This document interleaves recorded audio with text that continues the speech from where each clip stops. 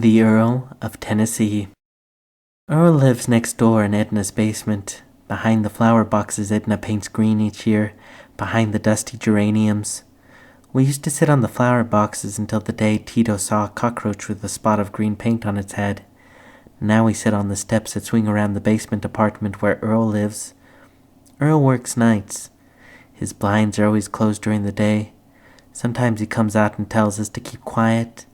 The little wooden door that has wedged shut the dark for so long opens with a sigh and lets out a breath of mold and dampness, like books that have been left out in the rain.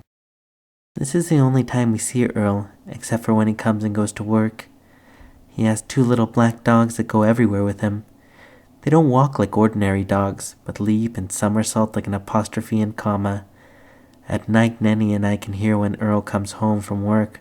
First the click and whine of the car door opening, then the scrape of concrete, the excited tinkling of dog tags, followed by the heavy jingling of keys, and finally the moan of the wooden door as it opens and lets loose its sigh of dampness. Earl is a jukebox repairman. He learned his trade in the South, he says. He speaks with a southern accent, smokes fat cigars and wears a felt hat. Winter or summer, hot or cold, don't matter, a felt hat. In his apartment are boxes and boxes of 45 records, moldy and damp like the smell that comes out of his apartment whenever he opens the door. He gives the records away to us, all except the country and western.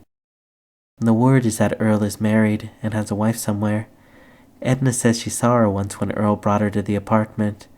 Mama says she is a skinny thing, blonde and pale like salamanders that have never seen the sun.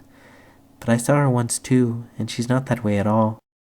And the boys across the street say she is a tall red-headed lady who wears tight pink pants and green glasses. We never agree on what she looks like, but we do know this.